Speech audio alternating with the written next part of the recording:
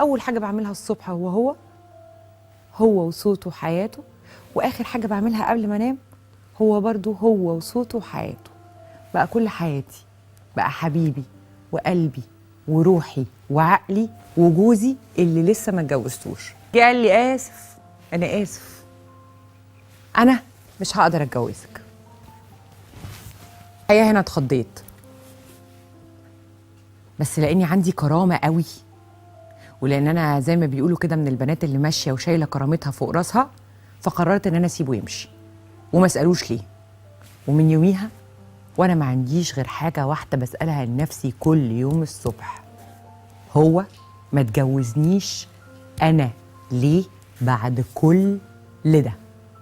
الحب الزياده والاهتمام الزياده والحنان الزياده والرعايه الزياده بتخلي الرجاله للاسف الشديد بدل ما يقدروها يجيلهم تخمه منك، يزهق منك، يقول لك لا لا لا لا خلاص انا جبت اخرها، اصلا خيرها ايه جبته؟ ويروح يدور بقى على اللي لسه بتديله حته صغيره قد كده من صدر الفرخ، تديله دبوس ورك الفرخ وبعدين تديله بقيه الفرخ، فيفضل جعان، يفضل مش شبعان، فيفضل كده ايه، هات وخد. وهي دي البنات اللي بتتجوز يا حبيبتي، لكن الكتر منه يقفل الموضوع ما يكملوش. ما عنديش مشكله خالص انك تتوجعي على نفسك، ما عنديش مشكله انك تزعلي، ما عنديش مشكله انك تعيطي، ما عنديش مشكله انك تنقهري، انك يكون عندك كل يوم الصبح 100 سؤال ملوش اي اجابه. ان شاء الله باذن الله هيجيلك اجاباتهم وانت عايشه حيه ترزقي. لكن وانت بتعملي كده افتكري بقى الحاجات اللي انا هقولها لك دلوقتي.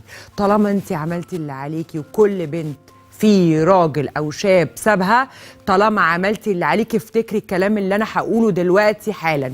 واحد، نحن يندم علينا ولسنا بنادمين، نحن الخسائر وليس الخاسرين. 2، الدنيا دوارة وكما تدين تدان، واللي عملوا فيكي النهارده هيطلع على جتته بكره وبعده وبعده وبعده وبعده. 3، وانتي بتعيطي اعرفي ان دموعك غالية ما تنزلش على رخيص. عيطي عليكي انتي لان دموعك غاليه وانتي اغلى منها.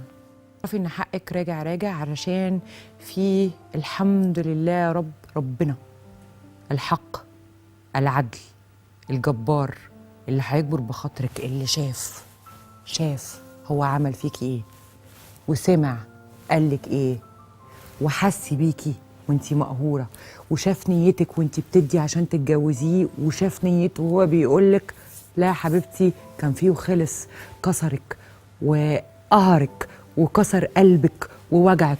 كل ده عند ربنا مش عادي.